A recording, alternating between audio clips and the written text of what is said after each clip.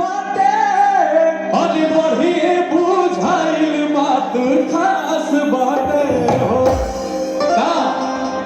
और ये बात हम साक्षरता के दम पे बोल रहे हैं भैया। बिल्कुल रोहतास जिला के जो हम साक्षरता बात काहे कि हम देखा भैया कोनो जिलावाद कोनो जातिवाद कुछ ना करेले आप सबके पता हुआ, लेकिन हम बोलत आने कि हमारा सुनाइल बाटे और बढ़िए बुझाइल बात खास बाटे हो कि बात खास बाटे हो कि सहारा जिलावा में आगे रोहतास बाटे हो कि सहारा जिलावा में आगे रोहतास बाटे हो कि सहारा जिलावा में आगे रोहतास बाटे हो।